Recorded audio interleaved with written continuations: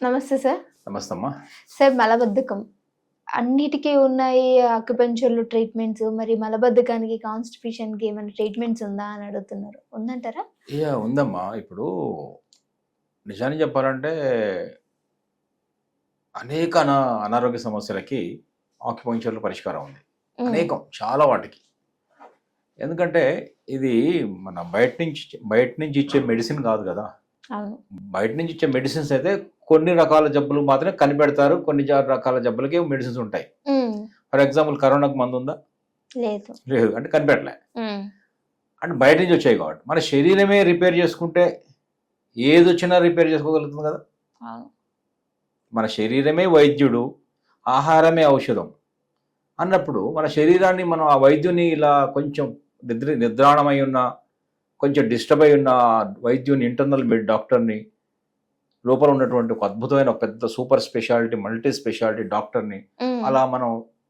అలా నిద్ర లేపితే, తట్టి లేపితే ఎన్ని అనారోగ్య సమస్యలైనా పరిష్కారం చేసుకోగలుగుతారు. అవును.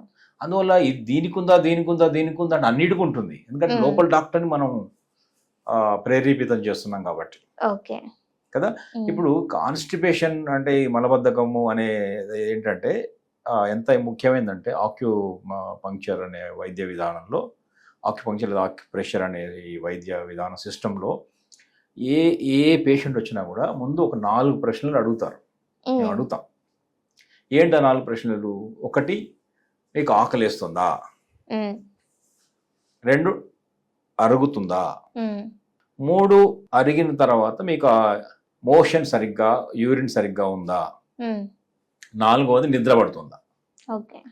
ఈ 4 ఎక్కువ ఉన్నా తక్కువ ఉన్న ప్రాబ్లమే. ఎక్కువ నిద్ర పడుతుంది ప్రాబ్లం, అసలు నిద్రే లేదు ప్రాబ్లం. ఎక్కువ ఆకలి అవుతుంది ప్రాబ్లం, అసలు ఆకలే లేదు ప్రాబ్లం. మోషన్ పోతూనే ఉన్న, రోజుకు 4 సార్లు పోతానండి, అది ప్రాబ్లమే. రోజుకు ఒక్కసారి కూడా పోవడం లేదు, అది ప్రాబ్లమే.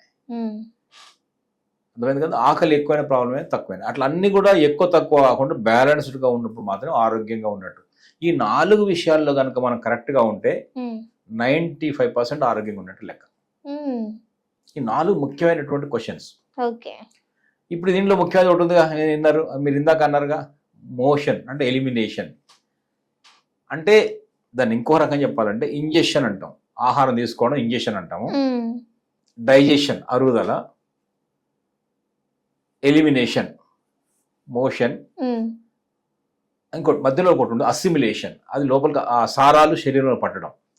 Injection, digestion, assimilation and elimination. So elimination అనేది ఇందాక ఉంది, మీరు అడిగిన ప్రశ్నలో ఎలిమినేట్ అవుతాం వేస్ట్లు, వ్యర్థాలు, మోషను, లిక్విడ్, యూరిన్, మోషన్ సరిగ్గా ఉండడమే ఎలిమినేషన్. సో ఇది ఇంపార్టెంట్ ఫ్యాక్టర్. చెత్త పేరుకుపోయినట్టు ఇంట్లో రోగాలు, శరీరంలో వ్యర్థాలు పేరుకుపోతే రోగాలు. వ్యర్థాలు శరీరంలో పోగుబడమే రోగము, ఆ వ్యర్థాలను తొలగించడమే చికిత్స. ఆ వ్యర్థాలు ఎక్కడైనా ఉండొచ్చు, ఎక్కడ ఉన్నా కూడా ఆ పర్టికులర్ జబ్బు వస్తుంది. లంగ్స్లో వ్యర్థాలు ఉంటే న్యూమోనియా, టీబీ, ఏదైనా లంగ్లో వచ్చిన ఇష్యూస్ అని, బ్రీతింగ్ డిజార్డర్స్ అని చెప్తాం. అదే ఇంటెస్టైన్స్లో ఉంటే కొలనైటిస్, కొలన్ క్యాన్సర్, ఏమైనా కావచ్చు. కాన్స్టిపేషన్ నుంచి అంటే ఎక్కడ వస్తే అది ఉంటే, బ్లడ్లో ఉంటే వ్యర్థాలు, బ్లడ్ సంబంధించిన జబ్బులు పేర్లు పెడుతున్నాం మనం. బట్ ముఖ్యంగా చెప్పదగ్గది ఏంటి, అక్కడ ఎనర్జీ తగ్గడం, ఆ ప్రాపర్ ఫంక్షనింగ్ పోవడం, లేదా వ్యర్థాలు పోగుపడమే కదా. ఈ కాన్స్టిపేషన్ కూడా అంతే. ముందు ఆ తిన్న పదార్థాల్లో నుంచి సారాలు మనకు ఒంటికి పట్టి వ్యర్థాలన్నీ కూడా ప్రాపర్గా బయటికి పోవాలి కదా. దీనికి ఒక ఆక్యుప్రెషర్ పాయింట్లో 2 అద్భుతమైన చెప్పొచ్చు మనం. ఈ కాన్స్టిపేషన్ మనకు 2 విషయాలు కనిపిస్తాయి. ఒకటి పిల్లల్లో బాగా కనిపిస్తుంది, ఒకటి వృద్ధుల్లో కనిపిస్తుంది. ఈ మిడిల్ ఏజ్ లో కాన్స్టిపేషన్ కనిపించదు, కానీ బట్ ఈ మధ్య ఎక్కువైపోయింది కదా సార్ మిడిల్ ఏజ్ వాళ్ళకు కూడా. మిడిల్ ఏజ్ లో ఎక్కువ కనపడేది ఇండైజెషన్, గ్యాస్ట్రిక్ ప్రాబ్లం వస్తుంది. బట్ కాన్స్టిపేషన్ మేజర్గా ఏంటంటే అటు ఇటు ఉంటుంది, పిల్లల్లో ఉంటుంది, పెద్దవాళ్ళు ఉంటుంది. అది ఎవరైనా సరే, అన్ని గ్రూపులు, మేల్ ఫీమేల్ చిల్డ్రన్ అందరు కూడా హాయిగా చేసుకోదగ్గ వాళ్ళు ఈ ప్రెషర్ పాయింట్ చేసుకోవడం ద్వారా ఈ మలబద్ధకం అనే సమస్యను మనం తీసేయచ్చు.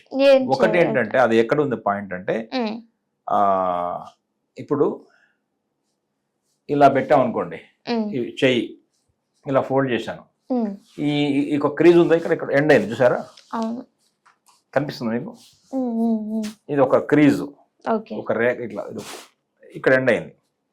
ఈ క్రీజ్ ఎక్కడ ఎండ్ అయిందో అది పాయింట్.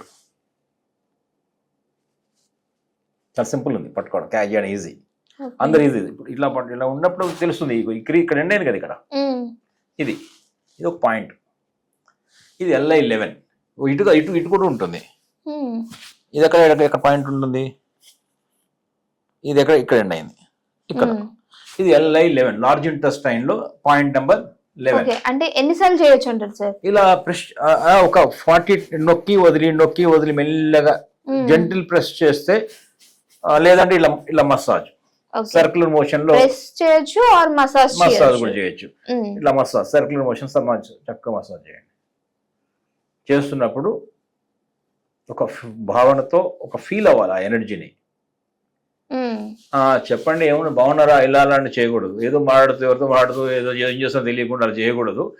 ఇక్కడ నేను ఒక వైద్యం చేస్తున్నాను, నాకు ఇంటర్నల్ గా లార్జ్ ఇంటెస్టైన్ లో లంగ్స్ లో ఎనర్జీ పెరుగుతోంది, అక్కడ మోషన్స్ మూమెంట్స్ వస్తున్నాయి, ఒక భావన రావాలి, నేను బెటర్ అవుతున్నాను, నా ఆర్గాన్స్ ఎనర్జీని తీసుకుంటుంది అని అనుకోవాలి. అనుకోవడం వల్ల వస్తుందని కాదు, ఎట్లా ఫోకస్ పెరుగుతుందని. ఏం చెప్తారంటే యాక్చువల్గా ఫోకస్ నుంచే ఎనర్జీ వస్తుంది. Wear ever your focus goes energy flows అంటాం. ఇప్పుడు మీ ఫోకస్ ఒక దగ్గరికి వెళ్ళిందంటే అక్కడ ఎనర్జీ పోతుంటుంది అక్కడికి. సో నేను ఇక్కడ ఫోకస్ పెడుతున్నాను, ఫోకస్ పెట్టి చేస్తున్నాను ఇలా తర్వాత ఇంకా ట్యాప్ చేసుకోవచ్చు. 3 రకాలు చెప్పాను. ఒకటి పెన్తో ప్రెషర్ చేసుకోవచ్చు, నొక్కి వదలడం, లేదా అన్ని చేయాలని కాదు ఏదో ఒకటి చేయాలి, లేదా ఇలా పెట్టి ఇలా సర్క్యులర్ మోషన్ చేస్తే మోషన్ వస్తుందిగా, వస్తుంది. మోషన్ సమస్యకి మోషన్ సర్క్యులర్ మోషన్. ఇంకోటి ట్యాపింగ్, ఇలా కూడా చేసుకోవచ్చు. ఏదో ఒకటి యూజ్ చేయాలి, ఏదో ఒక పద్ధతిలో మనం అనుకూలమైన పద్ధతి, అనువైన పద్ధతి చేసుకోవచ్చు. ఈ వైపు కూడా చేయండి, లేదా మోషన్ చేయండి, ఇలా సర్క్యులర్ మోషన్లో మెల్లగా చేయండి. చాలా చాలా అద్భుతం. ఇది ఆ లార్జ్ ఇంటెస్టైన్ అన్నాం కదా, LI11 కదా. సో లార్జ్ ఇంటెస్టైన్ లో పాయింట్ ఇది. ఆ లార్జ్ ఇంటెస్టైన్ లోనే కదలికలు వస్తాయి. అప్పుడు ఆ మోషన్ కదలకుండా ఉన్న మోషన్ కాస్త మెల్లమెల్లగా బయటికి పంపబడుతుంది, వెళ్ళిపోతుంది, ఎలిమినేషన్ జరుగుతుంది. ఇక ఇంకొక పాయింట్ కూడా చేయొచ్చు. అదేంటంటే ఈ క్రీజ్కు కరెక్ట్గా ఇలా ఇలా పెట్టినప్పుడు ఒక వచ్చిందిగా, ఇప్పుడు ఈ బయట పైన వైపు గోళ్ళ వైపు, పామ్ సైడ్ కాదు, డోర్సల్ సైడ్ పైన కలర్ వైట్ ఉంటుంది, బ్లాక్ ఉంటుంది కదా కొంచెం. ఇలా 4 ఫింగర్ పెట్టండి. ఇట్లా 4 ఫింగర్స్ పెడితే ఇక్కడికి వచ్చింది. ఇక్కడికి వచ్చినప్పుడు ఈ మధ్యలో, దీనికి మళ్ళీ మధ్యలో ఈ 4 ఆర్మ్ అంటాం కదా, దీని మధ్యలో ఉంది. ఇది 4 ఫింగర్స్ విడ్త్లో ఉంది. అర్థమైంది కదా మీకు? ఇక్కడ నుంచి ఇలా 4 ఫింగర్స్ విడ్త్లో ఇందా పెట్టాను, ఇక్కడికి వచ్చింది. దీని మధ్యలో మళ్ళీ ఇక్కడ ఇది ఈ పాయింట్ కూడా ఏం చేయొచ్చు, మెల్లగా సర్క్యులర్ మోషన్ చేయొచ్చు. సేమ్ రిపీట్, దానిలో అక్కడ ఎలా చేసాం ఇక్కడ, లేదంటే ట్యాప్ చేసుకోవచ్చు. ఇది చేసినా కూడా ఇది వృద్ధుల లోపల ముఖ్యంగా ఏజ్ ఇది ఇలా చేస్తూ ఉంటే ఇక్కడ నుంచి ఒక ఎనర్జీ ఫ్లో కనపడుతుంది, సంథింగ్ ఏదో ఒక ఫ్లో మూవ్ అవుతుంది, ఎనర్జీ ఫ్లో అవుతుంది. అప్పుడు బాడీ లోపల ఏమవుతుందంటే ఇది ఫైర్ ని పెంచుతుంది. సో ఇది అద్భుతమైన పాయింట్ ఇది. దీంతో పాటు ఏంటంటే కొన్ని చిన్న పనులు చేయాలి. ఇది కూడా మంచి పాయింట్. ఈ 2 చేస్తూ ఏం చేయాలంటే కొంచెం వాటర్ బాగా తాగాలి. రెండవది ఏంటంటే ఫైబర్ ఉన్నటువంటి ఫుడ్స్ తీసుకోవాలి. ఆకుకూరలు, కూరగాయలు, పండ్లు కొంచెం సఫిషియెంట్ తీసుకోవాలి. జామ పండు రెగ్యులర్ తినొచ్చు, లేదా కొంతమందికి బనానా కూడా, పండిన బనానా కూడా హెల్ప్ అవుతుంది మోషన్కి. కొంతమంది జామ పండు చాలా బెటర్ ఆప్షన్ అవుతుంది. వాటర్ తాగడం, ఫైబరు. మూడవది నిద్రపోయేలా చూసుకోవాలి. ఈ వీటితో పాటు ఇంకా కూడా మొండిగా కదలడం, లేదంటే ఇంకా చాలా చాలా టెక్నిక్స్ ఉంటాయి. బట్ ఇది ప్రస్తుతానికి అది వీటితోనే మనం ఈ సమస్యకు ఇందాక 2 ఆక్యుప్రెషర్ పాయింట్స్, ఈ ఆహారం మీద చెప్పాము. పరిష్కారం దొరుకుతుంది, ఖచ్చితంగా ట్రై చేయండి. వాళ్ళే మనకు చెప్తారు మంచి రిజల్ట్స్ వచ్చినాయని. Thank you sir. నమస్తే.